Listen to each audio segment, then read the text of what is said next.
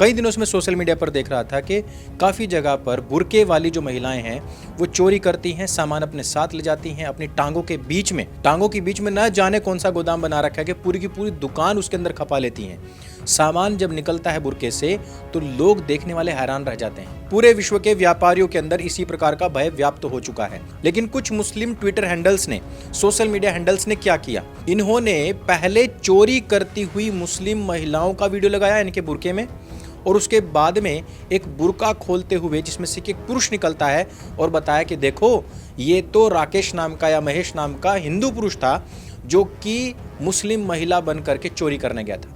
यानी कि दो अलग अलग क्लिप थे और इन क्लिप कटवाओं ने, जिनका बेचारों का बचपन में ही कट जाता है बुद्धि का तार, यानी कि जो वो कट जाता है, उसी कटे हुए तार का इस्तेमाल करते हुए इस प्रकार के वीडियोस बनाते हैं। वैसे इस कटे हुए का दर्द हम समझ सकते हैं। दोस्त लोग बोलते हैं कि तू एक कटा कटा क्यों रहता है। मैं छोटा था क्लास में तो सारे क्लास पे मुझसे ही शार्पनर मांगते थे और मुझको दिखा दिखा के पेंसिल छीलते थे। लेकिन सोशल मीडिया पर इस प्रकार से टाइम खोटी करने से कुछ होता नहीं। आजकल मैं इंस्टाग्राम के ऊपर इतनी सारी प्रोफाइल्स देख रहा हूँ, हजारों की तादाद में इस प्रकार के रील्स, इस प्रकार की प्रोफाइल्स मेरे सामने आ चुकी हैं जिसमें कि मुस्लिम लड़कियां जो कि पहले मुस्लिम हुआ करती थी, जिन्होंने अब हिंदू लड़कों से शादियां करी हैं और वो एकदम सुखपूर्वक रह रही हैं, खुशहाल रह रही हैं।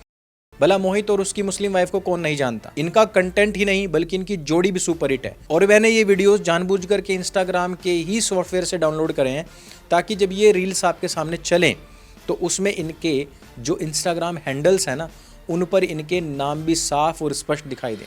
कारण ये है कि मुसलमान तो अक्सर कर हिंदुओं को बदनाम करने के लिए मेकअप करके हिंदू बन करके हिंदुओं के तीज त्योहारों में जाते हैं, या फिर इनके लड़के हिंदुओं के नाम रख करके हाथ में कलावा बांध करके या तिलक लगा करके हिंदुओं के घरों में घुसते हैं, उनके पंडालों में जाते हैं और वहां जाकर के लव जिहाद करते हैं। ये तो एक्सपर्ट हो चुके हैं और इसी प्रकार से दूसरे लोगों को भी समझते हैं।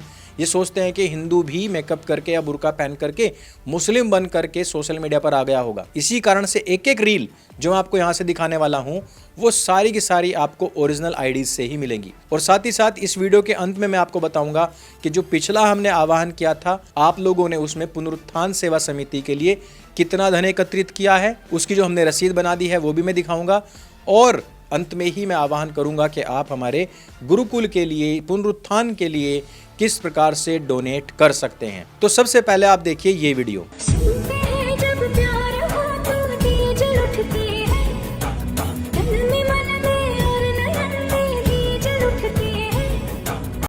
अब आपको कुछ बातें समझ में आ गई होंगी। अब उत्तराखंड का ये वीडियो देखिए। मुसलमान भेष बदल करके, भगवा कपड़े पहन करके भीख मांगने के लिए हरिद्वार में उतरे हुए हैं। और ये केवल एक हरिद्वार की बात नहीं है, जितने भी हिंदुओं के तीज त्योहार होते हैं, जब शनिवार के लिए तेल मांगने या पैसे मांगने जाते हैं, नंदी को लेकर के निकलते हैं, घर घर जाकर के भीख मांगते हैं, या फिर हिंदुओं के घर में जाकर के रेकी करते हैं, नाम बदल करके उनके घरों में बिजनेस करते हैं, नाम बदल करके लड़कियों के साथ लव जिहाद करते हैं। हर जगह पर ये भेष बदल करके, नाम बदल करके आते हैं और हिंदुओं को लूट करके ले जाते हैं। ठीक उसी प्रकार का मेकअप जिस प्रकार से ये लोग गाजा पट्टी में करते आए हैं, जिस प्रकार से ये लोग फिलिस्तीन में करते आए हैं। À la fois correcteur et fond de teint. Infaillible Mordan Concealer de L'Oréal Paris. जिस प्रकार का आर रोना ये पाकिस्तान में करते आए हैं, जिस प्रकार का विक्टिम कार्ड ये हिंदुस्तान में खेलते आए हैं। और इसी कारण से इनको लगता है कि हिंदू भी इसी प्रकार से भेष बदल करके सोशल मीडिया पर मुसलमान बन करके आता होगा। लेकिन ऐसा नहीं है। आपको ऐसी बहुत सारी घटनाएं मिल जाएंगी, मुझे बताने की आवश्यकता नहीं, जहां हजारों लव जिहाद हिंदू नाम रखे हुए या हजारों ऐसे फेक साधु संत या फिर तांत्रिक बाबा बन करके बैठे हुए लोग पकड़े गए होंगे। और इनमें भी मैक्सिमम लोग कौन होते हैं? इनमें भी मैक्सिमम लोग घुसपैठिए होते हैं। अभी मैंने पिछला वीडियो जो बनाया था ममदानी के ऊपर, ये सब क्या है? ये भी तो घुसपैठिए ही हैं। और इन लोगों की घुसपैठ जिस स्थान पर हो जाती है, वहां की स्थिति बद से बदतर, नर्क से भी खराब हो जाती है। New York will remain a city of immigrants, a city built by immigrants. लेकिन आज की तारीख में मुसलमानों की बात समझ में आ रही है कि हमारी जड़ें कहां थी। आज मुसलमान अपने नाम के पीछे अपने पूर्वजों के सरनेम लगाते घूम रहे हैं। वो कह रहे हैं कि हम शुक्ला हैं, हम द्विवेदी हैं, हम चतुर्वेदी हैं, हम यादव हैं, हम तोमर हैं या फिर हम राणा हैं। ऐसी बहुत सारी न्यूज़ हमारे सामने आ चुकी हैं जहां मुसलमानों को अपने पूर्वजों के कागज मिलते ही वो तुरंत ही सनातन की शरण में आ चुके हैं। हमारे पूर्वज यानी 4 फादर 5 फादर पहले हिंदू ही थे, हमने केवल धर्म परिवर्तन किया है। और इसमें भी सबसे पहला जो कदम है वो किसने उठाया? महिलाओं ने। और महिलाओं का ये कदम उठाए जाने के पीछे का कारण क्या है? इतनी बड़ी संख्या में मुस्लिम महिलाओं के द्वारा हिंदू युवकों का चयन करने के पीछे का सबसे बड़ा कारण क्या है? वो है इस्लाम के अंदर महिलाओं के भीतर आधी बुद्धि समझना, उनको पैर की जूती समझना, साथ ही साथ उनके कंसेंट के बिना 3 औरतें ले आना, साथ ही साथ उनको कभी भी 3 तलाक दे करके उनका अपमान करवाने के लिए, इवन मैं कहूंगा कि उनका बलात्कार करवाने के लिए, उनको हलाला के लिए भेजना, उनको बच्चे पैदा करने की मशीन समझना, उनको बराबरी का अधिकार ना देना। जबकि सनातन में उनको देवी स्वरूप माना जाता है, परिवार के अंदर उनका सम्मान होता है और हर प्रॉपर्टी में प्रति उनको नॉमिनी बनाता है, परिवार का हिस्सा मिलता है। उनके अधिकारों की रक्षा केवल हमारे धर्म में नहीं बल्कि हमारे संविधान में, कानून में, कोर्ट में, हर जगह पर पुरुषों से अधिक होता है। इस कारण से भी उन्होंने इस तरफ आने का निर्णय लिया है और इसके पीछे कहीं ना कहीं सत्य सनातन की भी बड़ी मुहिम मैं मानता हूं कि है, जिसने पिछले 8 साल में ये बताया कि महिलाओं की क्या दुर्गति इस्लाम के अंदर है। इसी कारण से मुझे इन हजारों लड़कियों को देख करके बड़ी शांति मिलती है कि जो आज फ्रंट पर आकर के बता रही हैं कि वो अपने ससुराल में, अपने हिंदू ससुराल में कितनी खुश हैं। इस्लाम में बड़ी महिलाओं की नहीं बल्कि छोटी छोटी लड़कियों की भी क्या बेइज्जती होती है, इस पर एक मुस्लिम लड़की ने ही रील बनाया है। अरे बेशर्मो, तुमसे बढ़िया तो ये सनातन धर्म है जो कम से कम बेटियों को देवी को मानते हैं, और तुम लोग इस्लाम की शहजादियां कहते हो। हमें शहजादियों के साथ कोई ऐसा करता है? हमारे इन्हीं कारणों की वजह से आज हमारी कौम की लड़कियां गैर मुस्लिम लड़कों के साथ रहती हैं। ये लड़की इस्लाम के अंदर छोटी छोटी लड़कियों को जो भोग्या वस्तु समझा जाता है, आपने देखा होगा काफी सारे मुस्लिम देशों में छोटी छोटी लड़कियों से निकाह कर लिया जाता है, छोटी छोटी लड़कियां प्रेग्नेंट हो जाती हैं, काफी सारी लड़कियां मर जाती हैं। इस तरीके की जो अपमानजनक रिचुअल्स बनाए गए हैं इस्लाम के अंदर, उसका विरोध किया था। बाद में जानते हैं क्या हुआ? इसी लड़की के ऊपर मुसलमानों ने आरोप लगा दिया कि तू तो इस्लाम को बदनाम कर रही है। ये भाई लिख रहे हैं कि मैं इस्लाम को बदनाम कर रही हूँ। तो भाई, अगर इस बच्ची की जगह पे आपकी माँ, बहन या फिर बेटी होती तो क्या आप यही बात बोलते? अब आप स्वयं समझ सकते हैं कि एक मुस्लिम लड़की की क्या वैल्यू है, क्या औकात है। अभी मैं आपको कुछ और वीडियोस दिखाता हूं जिसमें कि हंसती खेलती मुस्लिम लड़कियां अपने हिंदू ससुराल में अपने वैवाहिक जीवन को एंजॉय कर रही हैं। हाँ मम्मी, हाँ सब ठीक है। किसका है? मम्मी।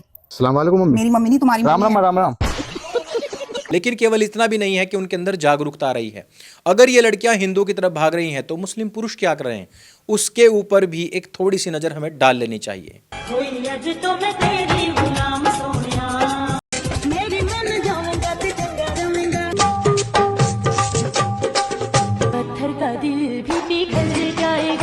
असल प्रॉब्लम ये भी है जिसके कारण से मुस्लिम लड़कियां अपने परिवार के अंदर या अपने मुसलमानों के अंदर निकाह नहीं करवाना चाहती।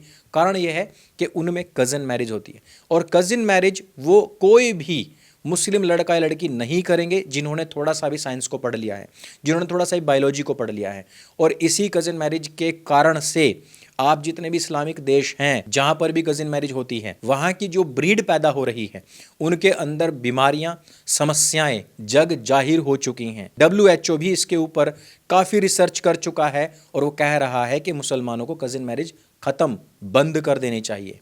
और कारण भी यही है कि जैसे जैसे शिक्षा का, जैसे जैसे इंटरनेट का विस्तार होता चला जाएगा, इस प्रकार की जितनी भी कुरीतियां हैं, जितने भी कोड बन करके किसी भी मजहब को जकड़े हुए हैं, वो सारी की सारी धीरे धीरे स्वतः ही समाप्त होती चली जाएंगी। ऐसे पढ़े लिखे लड़के लड़कियों को सत्य सनातन भी शत शत नमन करता है। तो इस वीडियो में सिर्फ इतना ही। अब हम बात करते हैं पुनरुत्थान सेवा संस्थान के विषय में। यह मार्गशीर्ष का महीना चल रहा है और देव उठावनी से लेकर के 1 महीने तक सत्य सनातन आप लोगों से प्रत्येक वीडियो में यह अपील करेगा कि आप पुनरुत्थान के द्वारा जो रिसर्च एंड डेवलपमेंट चल रहा है या उसके ऑफिस के निर्माण के कार्य हेतु या आगे जो उसकी भविष्य की योजना है या उसके गुरुकुलों के निर्माण हेतु या पाठ्यक्रम के निर्माण हेतु या वर्ष भर का जो उसका व्यय है उसमें अपना कुछ ना कुछ योगदान दें। इस 1 महीने के अंदर जो कुछ भी कलेक्ट किया जाएगा उसी से ही पूरे साल का बजट तैयार होगा। इसके लिए आपको क्या करना है, अगर आप गुप्त दान करना चाहते हैं, कोई छोटी राशि दान करना चाहते हैं, सत्य सनातन के इस क्यूआर कोड पर भेजिए। इस क्यूआर कोड पर जो भी डेली राशि कलेक्ट होती है उसको हम प्रतिदिन की रसीद बना करके वहां डिपॉजिट करते हैं। दूसरी चीज, यदि आपको ATG सर्टिफिकेट चाहिए तो आप हमें satyasnatan77@gmail.com पर ईमेल करें, आपका पूरा पता और आपका पैन कार्ड नंबर हमें भेजें। उसके बाद हम आपको बैंक डिटेल या क्यूआर कोड भेजेंगे, उसके ऊपर आपको स्कैन करके जो आप धनराशि भेजेंगे वो हमें ईमेल करनी है। उसके बाद हम आपको रसीद बना करके भेजेंगे। यह तरीका है पूरा, जिसमें कि काफी पारदर्शिता बरती गई है। तो मैं आशा करता हूं कि हमेशा की तरह आप जितने भी धर्मावलंबी लोग हैं अपनी पवित्र इनकम में से, कमाई में से, आय में से गुरुकुलों के निर्माण हेतु अवश्य ही दान करेंगे। तो इस वीडियो में सिर्फ इतना ही। अगर ये वीडियो आपको अच्छी लगती है, जानकारी से भरपूर लगती है, तो इसको सबके साथ में शेयर अवश्य करें।